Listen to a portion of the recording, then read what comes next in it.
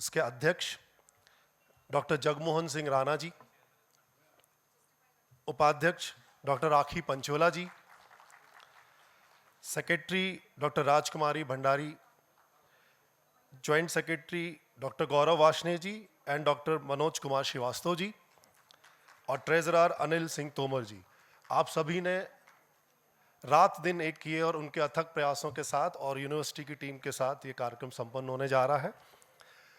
समापन से पहले का लास्ट सत्र है और उस हिसाब से ही इस कार्यक्रम का इस पार्ट का आयोजन किया है। जैसा कि अभी स्वाति जी ने बताया, fostering academic excellence, leadership and collaboration in action is the topic. हमारे साथ सारे गेस्ट एंड स्पीकर्स अवेलेबल हैं। मैं आमंत्रित करूंगा हमारे इस सत्र के अध्यक्ष प्रोफेसर प्रदीप जोशी जी, कृपया आप मंच पर आएं, और आपके साथ साथ हमारे दोनों सम्मानित speakers, I request professor S.K. Khare and professor B.K. Kanaujia ji to please come on the stage.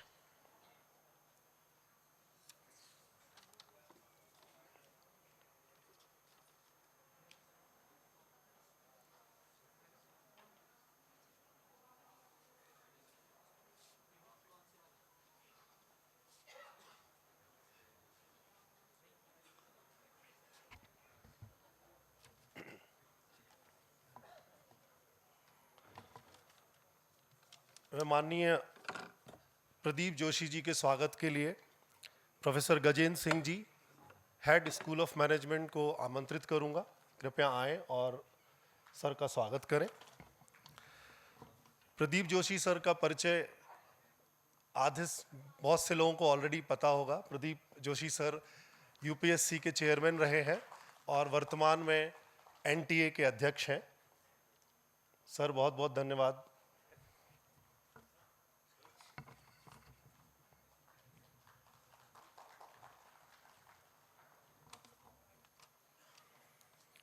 इसी क्रम में मैं आमंत्रित करूंगा डॉक्टर स्वाति जी को, जो डायरेक्टर ट्रेनिंग एंड प्लेसमेंट है स्कूल ऑफ मैनेजमेंट।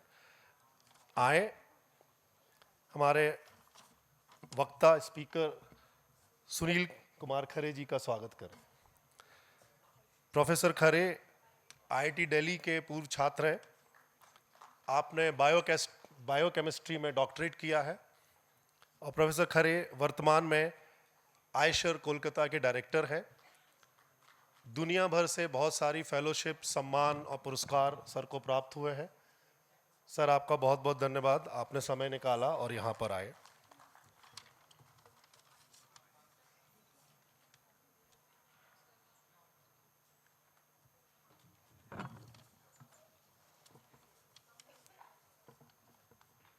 हमारे अगले वक्ता प्रोफेसर विनोद कुमार कनौजिया जी के स्वागत के लिए मैं आमंत्रित करूंगा डॉक्टर सोनू कौर, जो यहाँ ज्योग्राफी डिपार्टमेंट में कार्यरत है। कृपया आए सर के स्वागत के लिए। प्रोफेसर विनोद कनौजिया जी वर्तमान में एनआईटी जालंधर में डायरेक्टर है। विनोद कुमार जी का स्पेशलाइजेशन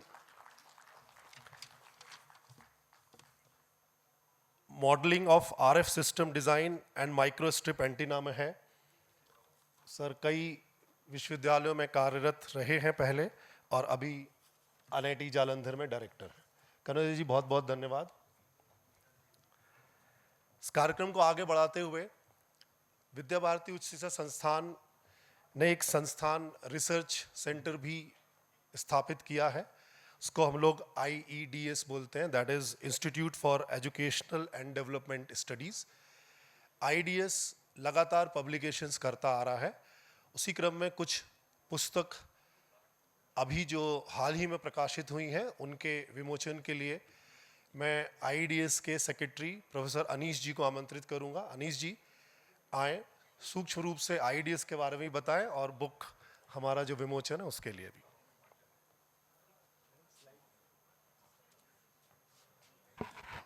सभी को नमस्कार। IDS का इतिहास अभी 3 साल का है। हम लोगों ने 3 साल पहले IDS को शुरू किया था।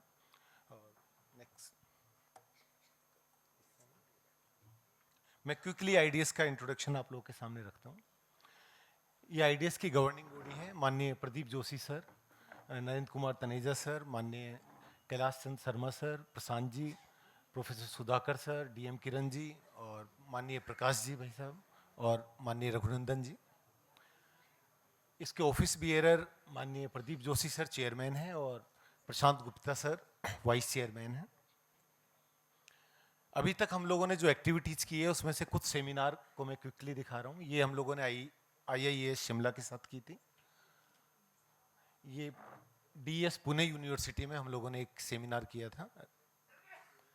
ये एक राउंड टेबल डिस्कशन नीपा में हुआ था और ये एक programme RIE university of Delhi में हुआ था। और ये हमारे कुछ रिसर्च प्रोजेक्ट चल रहे हैं। एक माइग्रेशन पर प्रोजेक्ट है, एक काशी विश्वनाथ इन इत्रिवृत्ति एंड पॉपुलर स्मृति और एक enhancing socio economic wellbeing of e waste collectors. ये 10 डेज रिसर्च मेथोडोलॉजी प्रोग्राम हम लोगों ने MPI SSR के साथ मिलकर किया था। एक कैपेसिटी बिल्डिंग प्रोग्राम हम लोगों ने कंडक्ट किया चिन्मया विश्व विद्यापीठ के साथ। हम लोग 2 इंटर्नशिप प्रोग्राम कर चुके हैं। ये IKS division ministry of education द्वारा फंडेड था। इसमें देश के सभी भागों से लगभग विद्यार्थी आए थे इस इंटर्नशिप प्रोग्राम में। ये हमारे कुछ MOUs हैं और इन सब यूनिवर्सिटीज़ के साथ हम लोग एक फैकल्टी एक्सचेंज और स्टूडेंट एक्सचेंज प्रोग्राम शुरू करने वाले हैं जुलाई में। ये हमारे MOUs नेशनल यूनिवर्सिटीज़ के साथ हैं। ये हमारे कुछ पब्लिकेशंस हैं। ये सारे मोनोग्राफ सीरीज हम लोगों के आए हैं। ये सारे के सारे सीरीज बाहर अवेलेबल भी हैं बुक स्टॉल पर। और ये 6 मोनोग्राफ और हैं। ये डिफरेंट एरियाज पर हैं और अच्छे एक्सपर्ट्स ने इन लोगों को लिखा है। ये हम लोग की एक बुक पब्लिश हुई थी, Indian knowledge system and exploration. IDS एक जनरल पब्लिश करता है। ये बाई एनुअल जनरल है। इसका इशू जनवरी में और जुलाई में आता है। अभी हम लोग 3 बुक्स पर काम कर रहे हैं। एक बुक टेलर एंड फ्रांसिस के साथ है, एक कैम्ब्रिज स्कॉलर्स के साथ है और एक Indian institute of advance studies के साथ है। अभी हम लोग इन 2 बुक का रिलीज करना चाह रहे हैं और इसमें मंजूश्री सरदेश पांडे मैम की बुक है भारतीय इन्फ्लुएंस इन वर्ल्ड लिटरेचर और दूसरी बुक है edited book selected essays on the Indian knowledge system. ये शुभम शर्मा, सांझ और अनीश गुप्ता की लिखी है। Manjushree Deshpande ma'am please.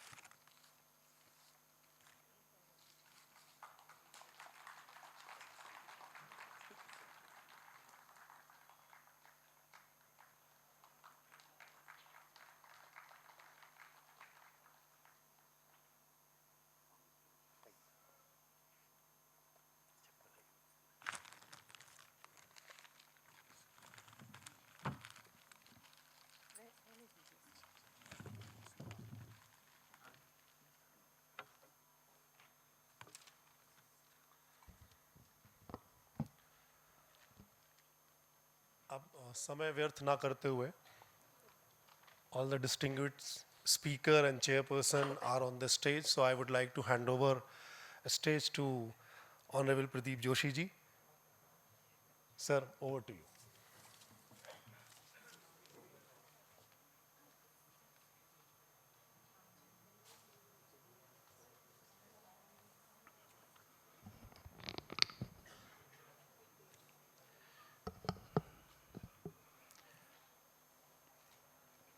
धन्यवाद प्रोफेसर प्रशांत गुप्ता जी।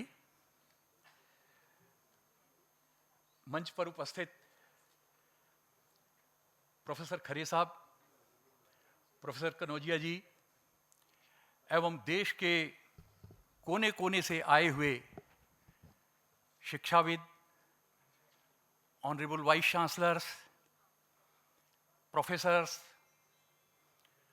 और इस प्रांत के भी सारे वाइस चांसलर, प्रोफेसर्स एवं प्रिय विद्यार्थीगण, जैसा कि इस सेशन का विषय है fostering academic excellence, leadership and collaboration in excellence, ये बहुत महत्वपूर्ण है। यद्यपि समय इसमें डिस्कशन का हमारे पास में कम है, लेकिन उससे कोई अधिक फर्क नहीं पड़ता, क्योंकि जो भी बात 1 घंटे में कही जाती है या कही जानी है, वह बात 10 मिनट में भी कही जा सकती है।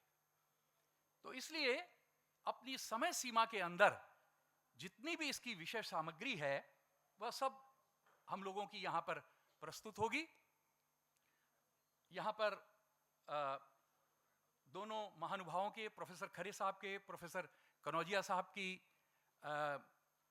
स्पीच होगी और उसके उपरांत आप में से भी कुछ जो आपके ऑब्जर्वेशंस होंगे या कुछ और आपके मन के विचार होंगे वो भी सुनेंगे और निश्चित समय के अंदर हम लोग इसको 3:15 तक पूरा करने का प्रयास करेंगे। देखिए, एक्सीलेंस इन एजुकेशन और विकास, इन दोनों का एक पॉजिटिव कोरिलेशन है।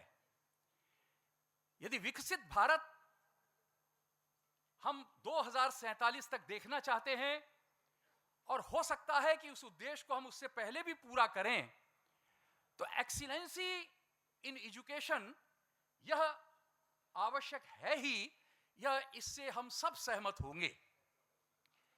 एक्सीलेंसी इन एजुकेशन का, एक्सीलेंट एजुकेशन का विकास से बिल्कुल सीधा सीधा संबंध है।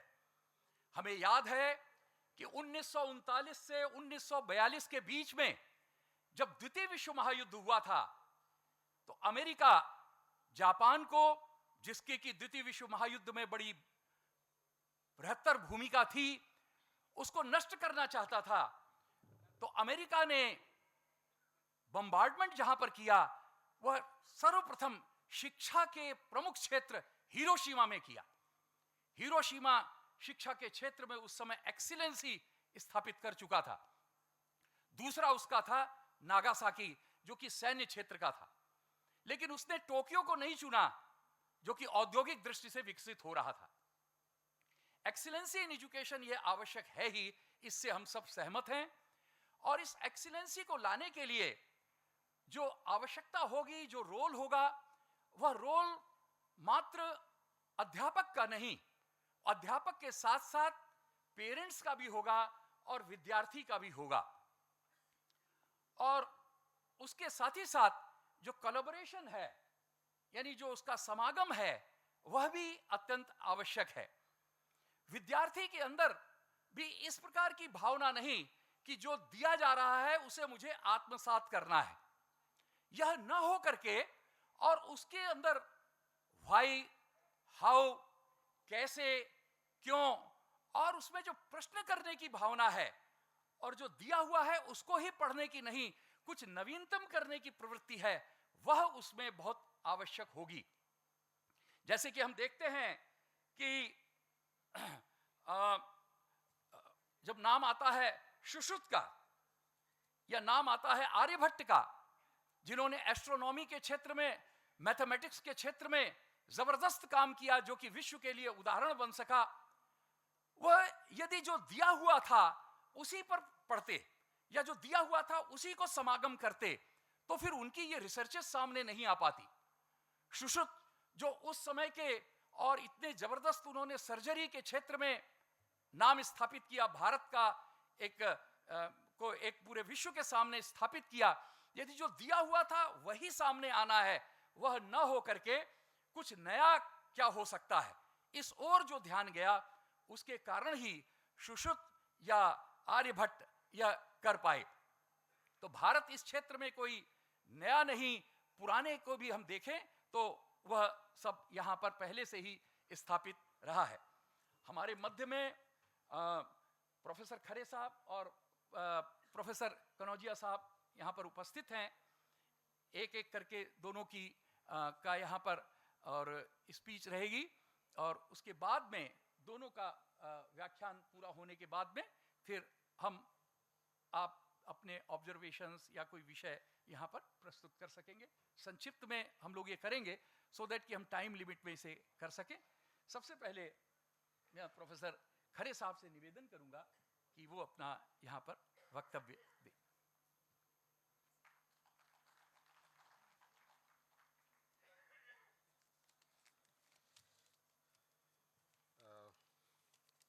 आप सभी को प्रणाम, वंदना।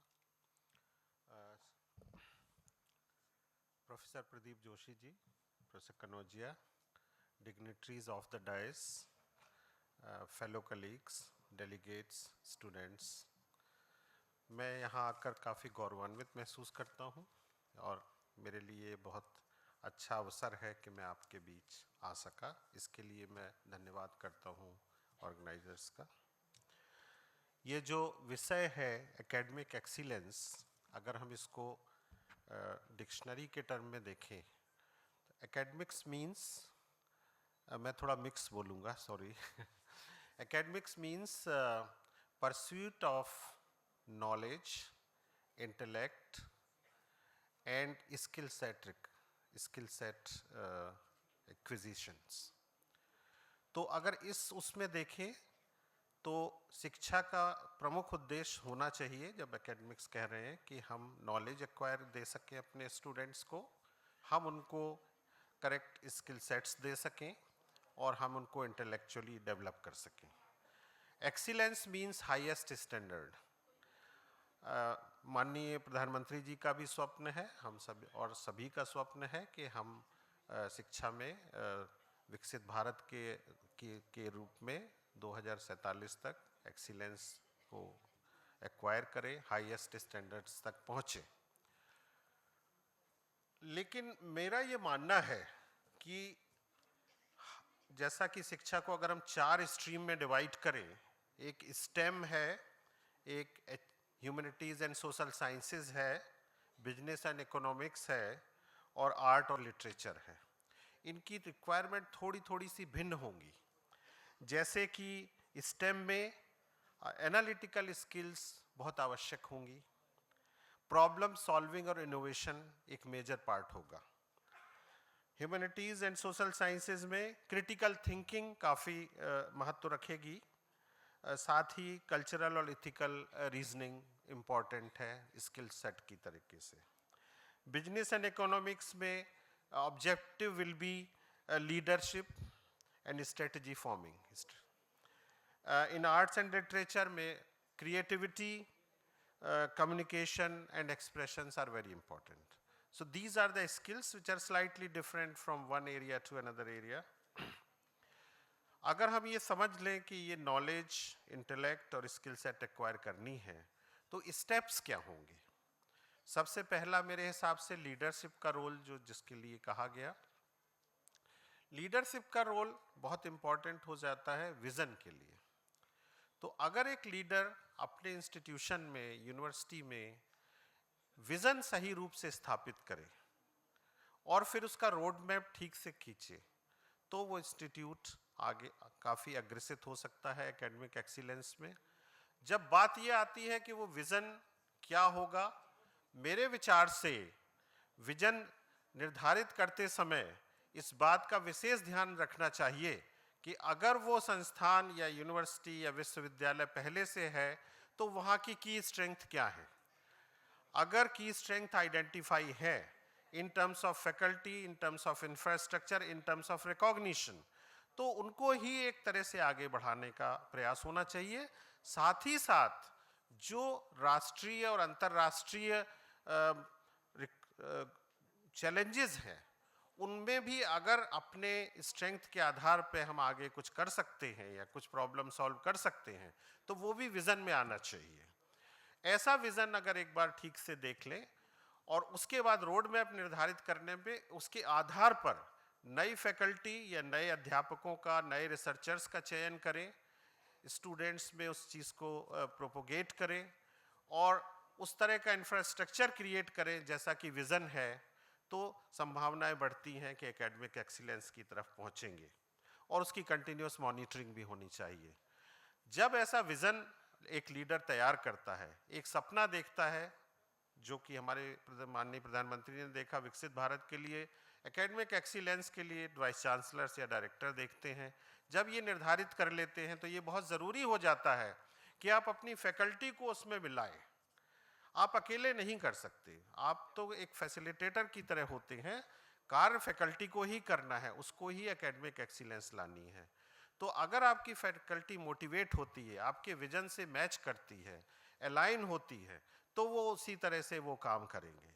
तो एक बार फैकल्टी अगर आपकी ठीक है और फिर उसका डेवलपमेंट बहुत ज़रूरी है। फैकल्टी का डेवलपमेंट समय समय पर आपको किसी भी लीडर को ये इंश्योर करना चाहिए कि फैकल्टी का डेवलपमेंट टाइमली हो। फॉर इंस्टेंस, अभी अगर आप मान लीजिए साइंस बायोलॉजी पढ़ा रहे हैं और अगर आपका फैकल्टी एआई से एक्सपोज नहीं है, आर्टिफिशियल इंटेलिजेंस से या मशीन लर्निंग से, तो आगे आने वाले समय में वो उतना कंट्रीब्यूट नहीं कर पाएगा। तो उसकी जो फैकल्टी को टाइम टू टाइम उनकी डेवलपमेंट बहुत ज़रूरी है, इसको भी ध्यान में रखना चाहिए लीडरशिप को। फिर दूसरे फैकल्टी के बाद जो अत्यंत महत्वपूर्ण है वो है हमारे छात्र। छात्रों को भी ये पता होना चाहिए कि ये विज़न क्या है और क्या सोचा जा रहा है इस इंस्टीट्यूट या विश्वविद्यालय के द्वारा। तो जब जैसा कि मैंने शुरू में बताया कि स्किल सेट डिफरेंट होंगे, पर छात्रों को अगर विज़न पता है और वो मोटिवेट है तो वो भी उसी तरीके से ग्रहण करेंगे। ये पहले भी कल से भी ये सत्र चल रहे हैं और सभी मानते हैं कि छात्रों को आजकल रोट लर्निंग नहीं देनी है। It has to be research based learning, project based learning, on field learning और simulated learning, whatever way you can say it. लेकिन उनको इस तरह से एक्सपोज करना है कि वो समझें, वो क्रिएटिव हों, उस चीज़ को जाके वो हैंड्स ऑन देखें। और तो प्रोजेक्ट बेस्ड लर्निंग एक बहुत इंपॉर्टेंट कंपोनेंट हो जाता है स्किल एक्वायर करने के लिए। Knowledge should be best of it. और मेरा ये मानना है कि केवल एक कैंपस में ही नॉलेज सीमित नहीं हो सकती। आज के समय में इतने प्लेटफॉर्म्स अवेलेबल हैं, you can have best of the knowledge sets, courses from other institutions as well. तो स्टूडेंट अगर मोटिवेटेड हैं तो उनको उस तरह से इनकरेज करना चाहिए। इसके बाद एक आता है कि उनको आप एक, जैसे इंजीनियरिंग में ज़्यादातर हैकेथॉन आप लोगों ने सुना होगा। Hackathon is to give them innovative way of thinking. You give a problem and then they solve it innovatively. मेरे हिसाब से हैकेथॉन केवल एक इंजीनियरिंग का वर्ड नहीं है। Hackathon means it can be applied to any science, art और any other discipline. तो वहाँ पर आप उन्हें इनोवेशन के लिए प्रेरित करें और कम से कम उनको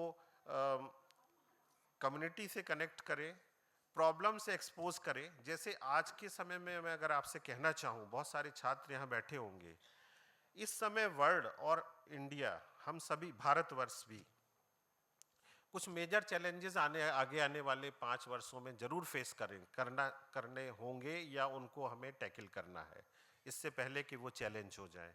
जैसे सभी जानते हैं, sustainable environment, climate changes, these are the issues which one has to tackle now with the hands on. So students को ये पता होना चाहिए कि ये चीज़ें हैं और उनको अपना उसमें जो भी स्किल सेट्स हैं, चाहे वो आर्ट्स है, ह्यूमैनिटीज़ है, उसको उसमें अप्लाई करके देखना चाहिए कि इस प्रॉब्लम को कैसे सॉल्व कर सकते हैं। कोविड से हम सभी प्रभावित हुए, पर मेरा ऐसा प्रेडिक्शंस है कि ये वायरस जो कोविड में, I am a biological scientist, जो वायरस जो कोविड में म्यूटेट हुआ, अभी और म्यूटेट वायरस आएंगे। Virus mutation is continuously happening and we might have to face more such situations in coming years. तो वो भी एक ध्यान में रखना होगा कि क्या हम प्रिपेयर्ड हैं, क्या एक और थ्रेट है एंटी माइक्रोबियल रेजिस्टेंस का, जिसमें डिजीज को कोई भी एंटीबायोटिक रिस्पॉन्ड नहीं कर रही है और ऐसे 20% 15-20% केसेस आने लगे हैं और ये बढ़ेंगे आगे आने वाले समय। तो क्या हम उस चैलेंज के लिए तैयार हैं? कई अच्छी चीज़ें भी हैं, जैसे ये पाया गया कि गट माइक्रोब जो होते हैं वो डिजीज से कोरिलेट है, ऐसा पहले नहीं होता था। आज पहले हमारे आयुर्वेदा में कहते थे कि अगर पेट ठीक है तो सब ठीक है, पर अब ये साइंटिफिकली प्रूव है कि gut microbe is okay, you are healthy, so you have to correct it, but that's personalised, वो एक सबके लिए है, अलग अलग है, भिन्न है उसकी स्टडी। तो छात्रों में अगर इस तरह का मोटिव, मैंने साइंस के एग्जाम्पल इसलिए दिए कि मैं विज्ञान का हूँ, तो इसी तरह हर एक में ऐसी चीज़ें अगर छात्र इससे प्रेरित होंगे तो वो स्किल सेट एक्वायर करेंगे, वो नॉलेज एक्वायर करेंगे और वो आपके विजन के साथ अलाइन करेंगे। तो ये तीनों चीज़ें जब एक साथ होंगी तो हम आगे बढ़ेंगे एकेडमिक एक्सीलेंस के लिए। Lastly, collaboration word which is very important, word is interdisciplinary now, gone are the days, वो समय चला गया जब हम कहते थे कि मैं बॉटनिस्ट हूँ, ये जूलॉजी वाले हैं, वो केमिस्ट्री वाले हैं। अभी कोई भी प्रॉब्लम तब तक आप सॉल्व नहीं कर सकते होलिस्टिकली जब तक सभी डिसिप्लिन इन्वॉल्व ना हो। तो interdisciplinary nature of the research and teaching is very, very important these days, for which you need lots of collaboration with different institution. जैसे देहरादून है, मैं आपको बताऊं, अगर विजन की बात करते हैं तो दून यूनिवर्सिटी हिमालयन डाइवर्सिटी पे एक यूनिक यूनिवर्सिटी हो सकती है जो यहीं काम किया जा सकता है। और दून वैली या Doon Dehradun and area around बहुत ब्लेस्ड है कि यहाँ पे डिफरेंट तरीके के इंस्टीट्यूशन है। पेट्रोलियम की यूनिवर्सिटी है, CSR का लैब है, डिफेंस की यूनिवर्सिटी है, रामा यूनिवर्सिटी है। ये सब अगर साथ में कोलैबोरेट करें तो काफ़ी अच्छी चीज़ें हो सकती हैं। So collaboration is the word which is important in industry. Academia interaction everybody talks about, still half way, but it's very important for coming days. Whatever आप सीखते हैं साइंस के लिए लैब में या आर्ट्स के लिए, उसका प्रैक्टिकल एप्लीकेशन तभी होगा जब आप उसको इंडस्ट्री तक ट्रांसलेट करेंगे। तो ये भी एक बहुत इंपॉर्टेंट चीज़ है। और इंटरनेशनल नेटवर्किंग सबको ही जोड़ दे रहा है, क्योंकि विश्व एक है और भारत इसको हमारा सपना कम से कम सभी के साथ है, आप सभी के साथ, कि हम विश्व में सबसे अग्रणी रहें। तो उसके लिए हमें इंटरनेशनल नेटवर्किंग भी करनी चाहिए। Lastly, community engagement is most important, क्योंकि अगर हम जो भी करें उसका last beneficiary should be our community. तो हर स्टेप पे कम्युनिटी को इन्वॉल्व रखना जरूरी है।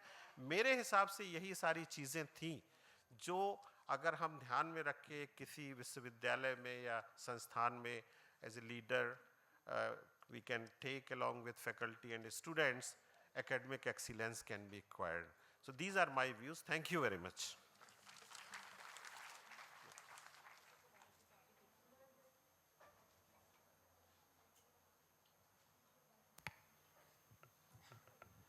अब मैं प्रोफेसर विनोद कनौजिया जी से निवेदन करूंगा कि वो अपना वक्तव्य।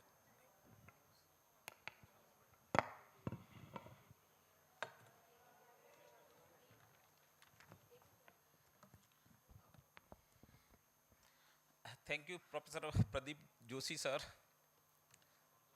और हमारे प्रोफेसर खरे सर, उनका वक्तव्य आप लोगों ने सुना, और हमारे महानुभाव जो इस सभागार में बैठे हुए हैं। ये एकेडमिक एक्सीलेंस हम लोग 2 दिन से बहुत लोगों की चर्चा सुने हैं और सुन रहे हैं, कैसे ला सकते हैं। प्रोफेसर खरे साहब का भी वक्तव्य सुना अभी, और प्रोफेसर भास्कर साहब का भी सुना कि कैसे हमें इंस्टीट्यूशन को डेवलप करना चाहिए और किस तरह से कर रहे हैं। तो मैं कुछ प्रैक्टिकल एक्सपीरियंस है जो हमारे साथ में हैं, लेकिन हम लोगों को ये सोचना चाहिए कि हमारे BHU में, जिसको बनारस हिंदू यूनिवर्सिटी है, जो पंडित मदन मोहन मालवीय जी ने जिस मिशन के साथ बनाया है, मुझे लगता है कि जितना हमारे एकेडमिक लीडर बैठे हुए हैं और जितने हमारे टीचर हैं, उनको ये सोचना चाहिए कि बिना फाइनेंशियल सपोर्ट और बिना गवर्नमेंट के अगर पंडित मदन मोहन मालवीय जी का विजन इतना बड़ा हो सकता है कि BHU जैसी संस्था बना सकते हैं, उसको हम लोग अभी भी बनाने में 4 बार सोचना पड़ता है और उस तरह से नहीं दे पा रहे। ये हम लोगों को सोचने का विषय है, जो हम लोग इस सभागार में बैठे हुए हैं, कि हम कैसे इंस्टीट्यूट को डेवलप करें और किस तरह से कर सकते हैं। तो कई चीज़ें हैं, प्रश्न उठते हैं कि हमारे पूर्वज हैं और जिन लोगों ने पुराने लोग हैं, साइंटिस्ट हैं, उन्होंने इतना इतना काम किया है, और लेकिन हम जिस तरह से कर रहे हैं उस तरह से हमें चैलेंज लेके काम करना चाहिए।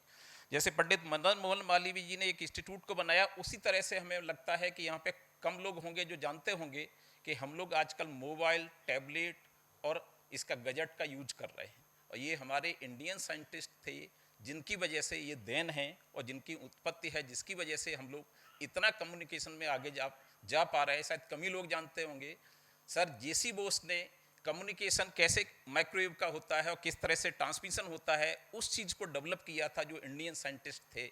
जो हम लोगों को गर्व करना चाहिए कि हमारे इंडियन साइंटिस्ट ने क्या क्या कंट्रीब्यूशन किया है और क्या क्या चीज़ें हम लोगों को जानना चाहिए, जिसकी वजह से आज हम लोग गजट में जितना यूज कर रहे हैं, कम्युनिकेशन को फास्ट कर रहे हैं, चाहे इंटरनेट हो चाहे वो हो, बिना गजट के हम लोग यूज नहीं कर सकते। तो हमारे इंडियन साइंटिस्ट ने बहुत बड़ा कंट्रीब्यूशन किया है। प्रोफेसर प्रदीप जोशी सर नाम ले रहे थे कई साइंटिस्ट के जिन्होंने कई काम किए हैं। इसमें हम लोगों का एकेडमिक एक्सीलेंस एंड एमओयू भी है, लीडरशिप एंड एमओयू। एमओयू में हम कई चीज़ें डिस्कस करते हैं, हम आईआईटी और एनआईटी के डायरेक्टर से करते हैं और यूनिवर्सिटी से भी, सेंट्रल यूनिवर्सिटी के वाइस चांसलर से भी डिस्कस करते हैं। तो हम लोग डिस्कस करते हैं कि कितना एमओयू साइन हो गए हैं। मुझे लगता है यहाँ हम लोगों को सोचना चाहिए कि एमओयू की जगह हमें एग्रीमेंट जैसे शब्द का यूज करना चाहिए कि हम क्या एग्जीक्यूशन कर रहे हैं, एमओयू की जगह कितना हमें एग्जीक्यूशन करना है, कैसे करना है। प्रोफेसर खरे साहब ने ये जो हम लोगों से डिस्कस किया कि हम लोग नेशनल लेवल पे और इंटरनेशनल लेवल पे किस तरह से एमओयू करना है, एमओयू के साथ साथ में एग्रीमेंट करें कि जिससे हम लोग क्या है कि कुछ हमारी फैकल्टी या स्टूडेंट एक्सचेंज हो सकता है। हमारे प्रीमियम इंस्टीट्यूट हैं टायर 1, टायर 2 और टायर 3। तो टायर 3 के स्टूडेंट और फैकल्टी हमारे टायर 1 में कैसे जा सकते हैं, एक्सपोजर कैसे मिल सकता है, इस तरह का एग्रीमेंट और एमओयू साइन होना चाहिए, जिससे क्या है उनको एक्सपोजर मिले। हमारे कई इंस्टीट्यूशन हैं, जिस हिसाब से अगर स्टूडेंट को देखा जाए तो टायर 3 के इंस्टीट्यूशन के बच्चे बहुत अच्छा परफॉर्म कर रहे हैं, जो हम लोग स्टार्टिंग में उनको अपॉर्चुनिटी नहीं मिल पाती है। उस तरह से टायर 3 के स्टूडेंट हैं जो टायर 1 के स्टूडेंट से बेटर परफॉर्म कर रहे हैं। तो मुझे लगता है टायर 1, टायर 3 का ये स्ट्रक्चर है, ये रिमूव होना चाहिए कि उनको अपॉर्चुनिटी मिलना चाहिए। जो स्टूडेंट अच्छा परफॉर्म कर रहे हैं उनको टायर 1 में भी मूव जाके, जो हम लोग एकेडमिक लीडर हैं उनको आगे आना पड़ेगा कि किस तरह से हम स्टूडेंट को उनको अपॉर्चुनिटी दें अपने नेशन के अंदर, और उसके बाद हम बाहर भी दें। जैसा प्रोफेसर खरे साहब ने बताया है कि हम डुअल डिग्री प्रोग्राम आप इंडिया के अंदर भी कर सकते हैं और बाहर भी कर सकते हैं। एनआईटी जालंधर जिस तरह से एनईपी का है, मैं अभी एक सत्र में था, वहाँ डिस्कस भी किया था, लेकिन यहाँ पे सभी लोग बैठे हुए हैं तो मैं रिपीट करना चाहता हूँ कि हम लोगों ने एनईपी का इम्प्लीमेंटेशन किया है। जो हमारे स्टूडेंट करंट में जो फिजिकल 1 डिग्री कर रहे हैं, उसी को ये ऑनलाइन पैरेलल में आईआईएम विशाखापट्टनम के साथ में आईआईएम की डिग्री भी साथ में ले रहे हैं, ऑनलाइन ले रहे हैं, जो इम्प्लीमेंट किया है। साथ में एक दूसरा भी है, आईआईएम अमृतसर के साथ में भी मैंने एमओयू साइन किया है, जिसमें वो डुअल डिग्री ले रहे हैं, बीटेक एंड आईआईएम अमृतसर से एमबीए की डिग्री ले रहे हैं। तो एनईपी को प्रैक्टिकली इम्प्लीमेंट करना है हम लोगों को एमओयू के थ्रू, और एग्रीमेंट मान के चलिए कि हम ये ना कहें कि हमारे कितने एमओयू साइन हो चुके हैं, लेकिन हमको ये देखना चाहिए कि प्रैक्टिकली हम कितना इम्प्लीमेंट किए हैं। हम लोगों को इकोसिस्टम इस तरह से बनाना चाहिए, क्योंकि कल से हम लोग अभी तक सुन रहे हैं कि एकेडमिक लीडर हो सकता है बहुत अच्छे लोग जो हमारे वाइस चांसलर हैं, डायरेक्टर हैं, बहुत अच्छा परफॉर्म कर रहे होंगे। कुछ हम यहाँ पे पॉइंट ऐसे रखना चाहते हैं एनआईटी जालंधर में जो हम प्रैक्टिकली कर रहे हैं, आप लोग भी बहुत अच्छा कर रहे होंगे, लेकिन साथ में हम आपको बताना चाहते हैं कि जालंधर क्या क्या कर रहा है जिससे वो कर सकते हैं। इकोसिस्टम इंस्टीट्यूट का हम लोगों को इस तरह से डेवलप करना चाहिए कि कभी कभार हम देखते हैं कि कोई वाइस चांसलर बहुत अच्छा परफॉर्म कर देता है, कोई डायरेक्टर बहुत अच्छा कर देता है, कुछ नहीं कर पाते। तो इकोसिस्टम देना एज ए एकेडमिक लीडर का हमारा दायित्व है।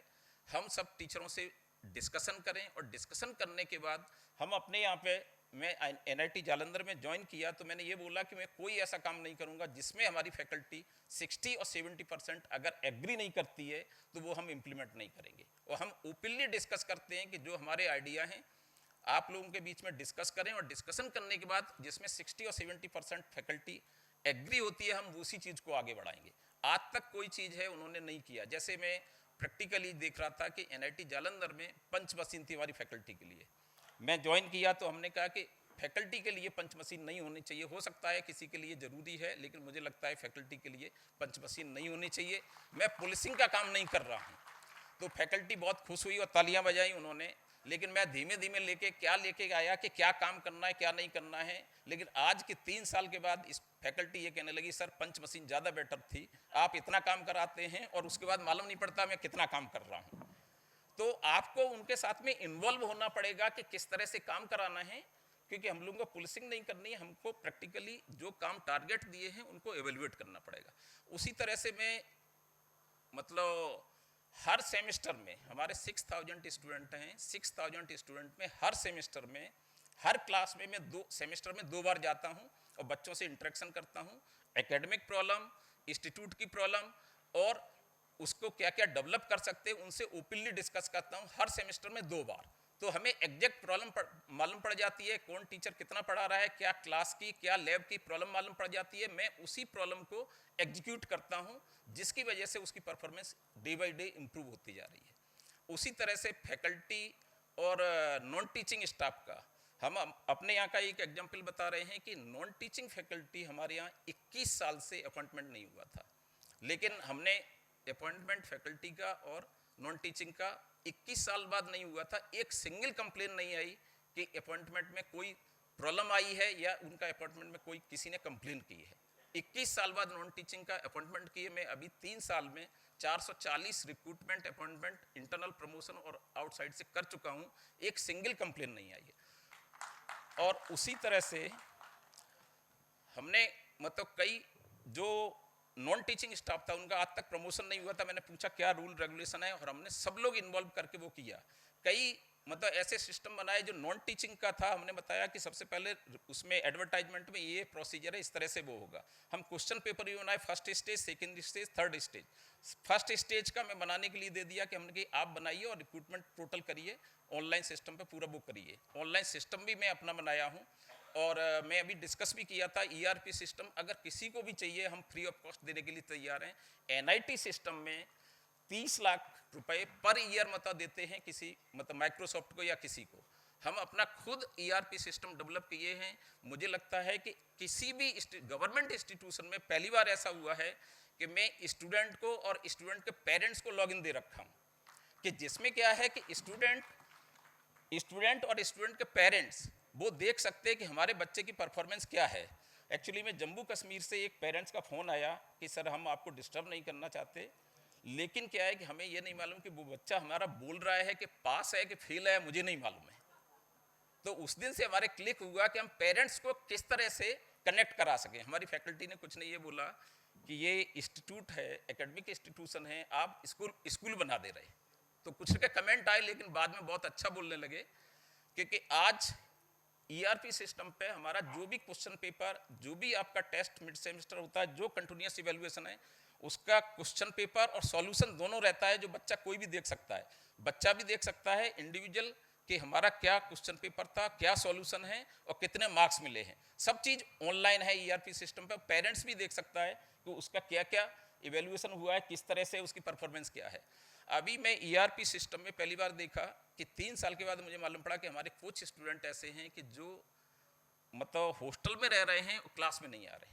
मैं मतलब 60 स्टूडेंट को ऐसे आइडेंटिफाई किया और 60 स्टूडेंट को मैं पर्सनली मिला हूं और उनको पेरेंट्स को भी बुलाया हूं कि क्या प्रॉब्लम है, इनको इंटरेक्ट करिए और आप बच्चे को मॉनिटर करिए, क्योंकि देख नहीं पा रहे, क्लास में ये नहीं जा रहे और रजिस्ट्रेशन भी नहीं कराया है। तो उससे वो भी इम्प्रूवमेंट हो गया। मुझे लगता है कि एज ए एकेडमिक इंस्टीट्यूशन, चाहे फैकल्टी और स्टाफ या स्टूडेंट, तो मुझे लगता है कि सबसे पहले हमें ये रखना चाहिए कि हमारा इंस्टीट्यूट का डेवलपमेंट कैसे हो सकता है। एज ए एकेडमिक लीडर हम लोग को सोचना चाहिए कि हम इंस्टीट्यूट को किस डायरेक्शन में लेके जाना चाहते हैं। हमारा इंस्टीट्यूट सबसे फर्स्ट है, फिर सेकंड नंबर पे मुझे सोचना चाहिए कि हमारे स्टूडेंट सेकंड नंबर पे सबसे प्रायोरिटी में हैं, उसके बाद और चीज़ें आती हैं। फिर हमारी फैकल्टी और स्टाफ के लिए क्या क्या अपॉर्चुनिटी हो सकती हैं, क्या क्या प्रॉब्लम हो सकती हैं, उनको हमें सॉल्व करना है। तो मुझे लगता है 3 हमारी हायरार्की होंगी, तो एकेडमिक एज ए लीडर हम लोग बहुत कुछ कर सकते हैं। और हम लोग को ये मानना चाहिए कि हम एकेडमिक इंस्टीट्यूशन में एज ए डायरेक्टर या as a vice chancellor join नहीं किए हैं। इस इंस्टीट्यूट को हमें अपॉर्चुनिटी मिली है, तो इसको हमें आगे बढ़ाना है और ये हमारा दायित्व है कि विकसित भारत बनाने के लिए मुझे लगता है कि हम लोगों का सबसे ज़्यादा एकेडमिक लीडर का दायित्व है, जिससे हमारे यंग जनरेशन है वो आगे आके और कंट्रीब्यूट कर सके।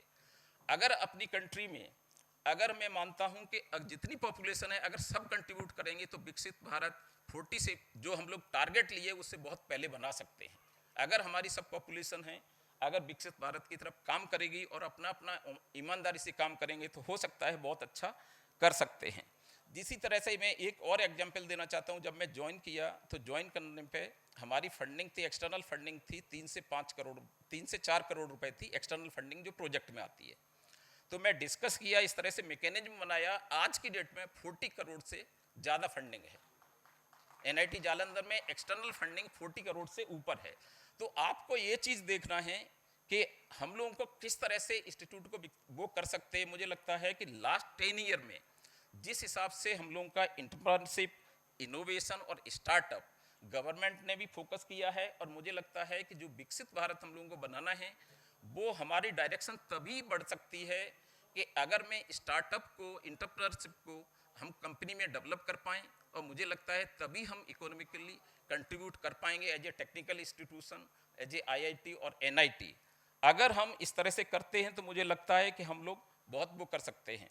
इसी तरह से एक छोटी सी चीज़ है, हम लोग अगर छोटी छोटी हम देखें कि कल 2 दिन से डिस्कशन हो रहा है, मैं इलेक्ट्रिसिटी का कह रहा हूँ, सोलर पैनल लगवाए गए हैं, लेकिन सोलर पैनल में डायरेक्टली आपका क्या है कि टेक्नोलॉजी है, उसमें आपका ये है कि कॉस्ट कम आती है, लेकिन आप इफेक्टिवली यूज करेंगे। तो मैं अपनी फैकल्टी को बुलाया और फैकल्टी से ये कहा कि हमें ये इलेक्ट्रिसिटी रिड्यूस करनी है, इसका 50 लाख बिल आता है, मैं चाहता हूँ कि मिनिमम फर्स्ट टारगेट लीजिए कि 40 लाख रुपए पर मंथ से ऊपर ना आए। तो फैकल्टी ने सजेस्ट किया, हमने कहा कि आप स्विच देखिए कि हम देखते हैं कि 11 बजे के बाद लाइट मेनली स्ट्रीट की और उसकी फील्ड की यूज नहीं होती है, या 10 बजे के बाद बच्चे नहीं खेलते हैं, तो इसको कैसे ऑटोमेटिकली ऑफ कर सकते हैं। तो उसका कॉस्ट निकलवाई तो कॉस्ट उसकी ज़्यादा आ रही थी। तो वहाँ हमारे जेईई ने डिस्कस किया, तो बोला कि सर आप ये क्यों लगवा रहे इतनी कॉस्ट का, हमें टाइम दीजिए, मैं एक लोग को लगा देता हूँ, वो सब स्विच ऑफ करेगा। तो उससे हमारी लगभग 15% कॉस्ट इफेक्टिवली कट हो गई है। तो हम लोग को एक छोटी छोटी चीज़ के लिए सोचेंगे तो हमें लगता है कि इंस्टीट्यूट में बहुत अच्छा कंट्रीब्यूशन कर सकते हैं। इस तरह से कि हम लोगों का एक हम लोगों ने पोर्टल बना रखा है, इंटरनल पोर्टल है, कोई भी स्टूडेंट को जो प्रॉब्लम है या कंप्लेन कर सकता है कि वहाँ क्या कंप्लेन है, और उस चीज़ को हम खुद मॉनिटर करते हैं। हमने डीआर एक लगा रखा है, एक मॉनिटर करिए, और सबका सिस्टम लगा रखा है। फैकल्टी, स्टाफ या स्टूडेंट किसी भी की कोई कंप्लेन है, वो इंटरनल कंप्लेन वहाँ पे प्रॉपर मॉनिटर होगी, और 3 दिन में जो उसका देख रहा है उसको रिमूव करेगा। नहीं रिमूव कर पा रहा है तो हम उसको डायरेक्ट देखेंगे और रिमूव खुद करवाएंगे। लास्ट में एक चीज हम और कहना चाहते हैं, एक समय की प्रतिबद्धता है, इसलिए कि हमने ये करने के साथ साथ कोई भी फाइल का मूवमेंट है, कोई भी चीज है, मैं 100% डिजिटल कराने के मूड में हूं और कर रहा हूं कि जिससे कोई भी स्टूडेंट, फैकल्टी और स्टाफ अफेक्टेड ना हो। और हमें लगता है कि मैं 80% कर चुका हूं, मैं 100% डिजिटलाइज कर दूंगा, जिससे किसी की कोई प्रॉब्लम नहीं रहेगी और वो कर लेंगे। हमारे यहाँ पे जो क्लास में स्टूडेंट का आने का जो ज़्यादातर प्रॉब्लम है, मैं डिस्कस कर रहा था कि स्टूडेंट कम आते हैं, वो है इंटरेस्ट क्रिएट करके मैं इंटरेक्शन के साथ में हमारे यहाँ मैक्सिमम 75% से अटेंडेंस ऊपर है, और स्टूडेंट क्लास में कंपल्सरी आते हैं, और जिसमें डिस्कशन भी होता है। वो जिस तरह का लेक्चर चाहते हैं उस तरह का लेक्चर अरेंज कराते हैं, उस तरह से इंटरेक्शन कराते हैं, और बाहर से भी हमें इंटरेक्शन अच्छे एकेडमिशियन हैं उनकी बीच बीच में लेक्चर कराते रहते हैं, मोटिवेशन स्टूडेंट के लिए भी और फैकल्टी के लिए भी। तो मुझे लगता है कि यहाँ इस प्लेटफॉर्म पर मुझे बुलाने के लिए और अपने वक्तव्य रखने के लिए विद्या भारती उच्च शिक्षा संस्थान और दून यूनिवर्सिटी के लिए हम बहुत बहुत धन्यवाद हैं। आप लोगों के सामने अपना बात प्रस्तुत की। Thank you.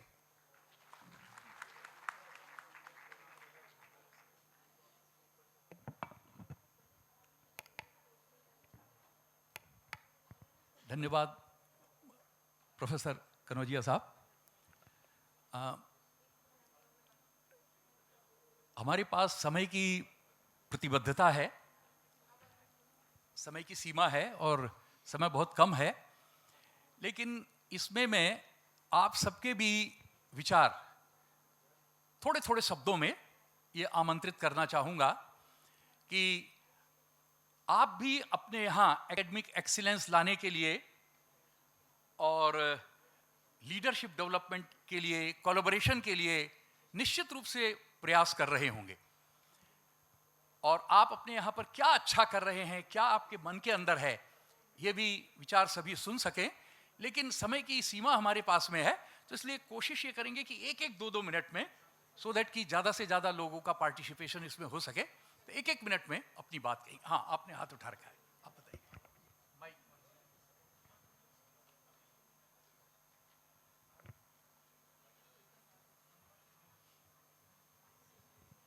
अपना नाम और परिचय बता देंगे, संक्षिप्त में अपनी बात पूरी करेंगे।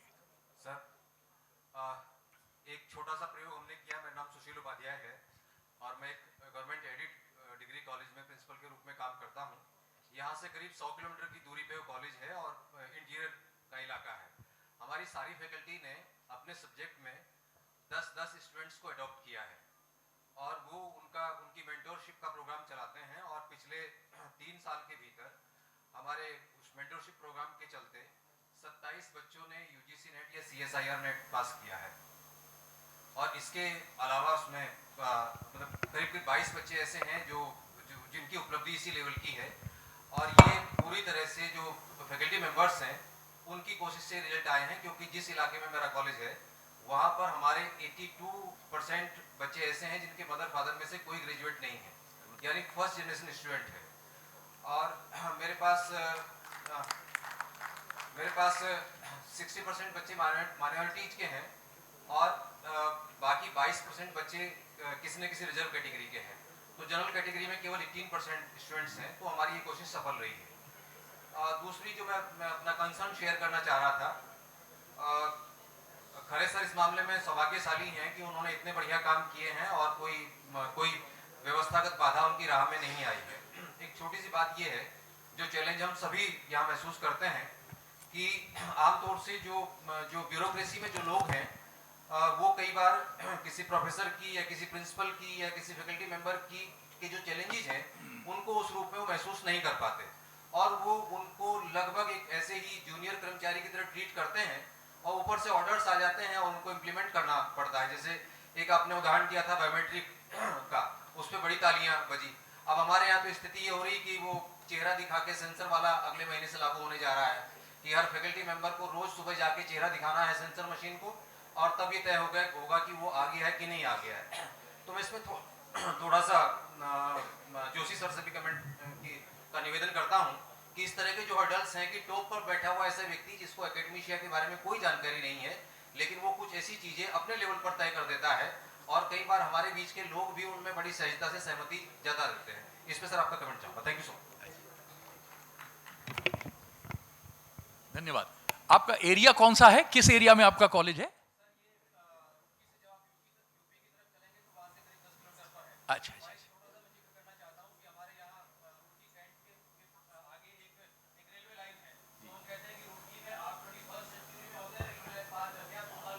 ठीक, धन्यवाद। और कोई बोलिए जी।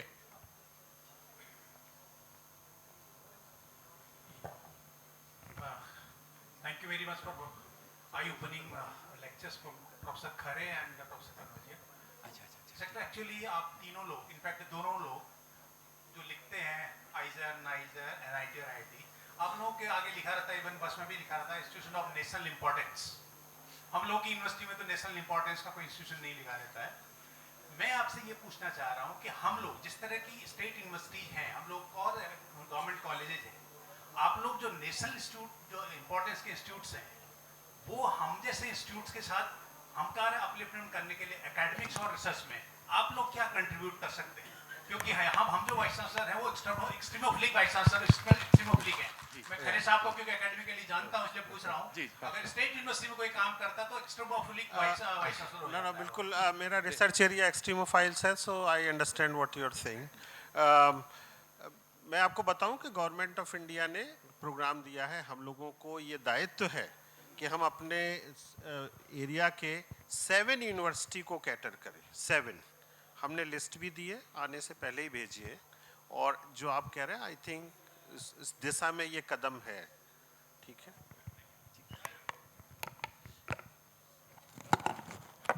यहाँ पर हमारे सामने चूंकि समय की बहुत सीमा है और एक विषय हमको ध्यान में रखना है कि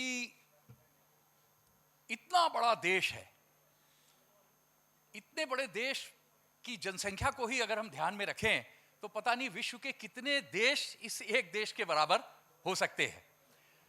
अनेक प्रकार की समस्याएं हैं, अनेक प्रकार के वो हैं, बाधाएं हैं।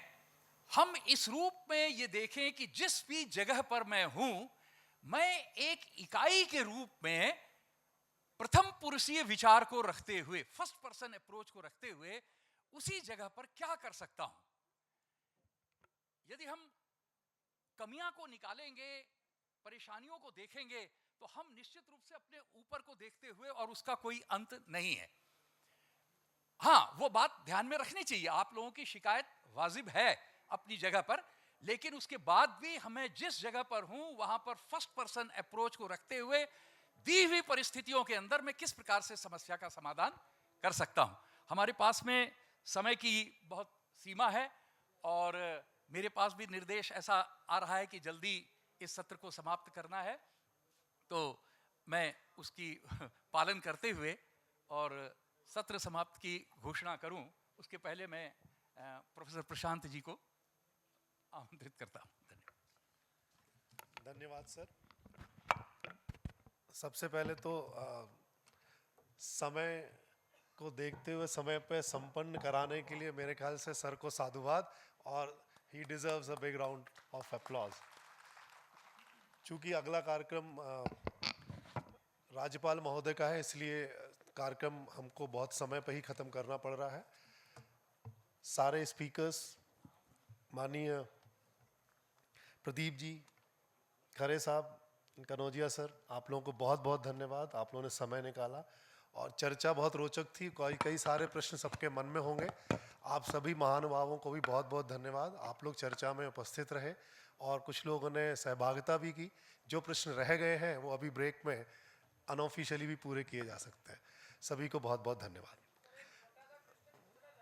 सर अभी सर नहीं कर पाएंगे, माफ़ी, आप बाहर जरूर कर लीजिए, कोई दिक्कत नहीं है। और मैं माननीय सुभाष जी को आमंत्रित करूंगा लास्ट 2 मिनट। विद्या भारती उच्च शिक्षा संस्थान उत्तराखंड प्रांत का एक कार्यकारिणी का संक्षिप्त परिचय। हमारे साथ हैं अध्यक्ष प्रोफेसर जगमोहन राणा जी, उपाध्यक्ष डॉक्टर राखी पंचोला जी, सचिव डॉक्टर राजकुमारी चौहान भंडारी जी, कोषाध्यक्ष श्री अनिल तोमर जी, सह सचिव डॉक्टर मनोज श्रीवास्तव जी, सह सचिव डॉक्टर मनोज वार्ष्णेय जी। यह उत्तराखंड प्रांत की हमारी कार्यकारिणी है। धन्यवाद।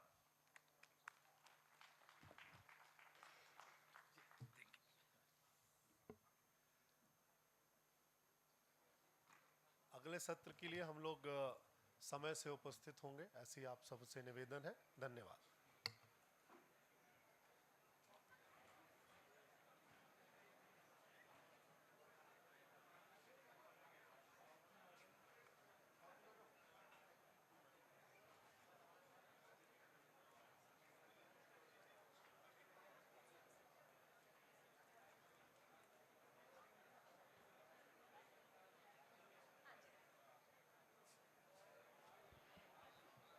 There's a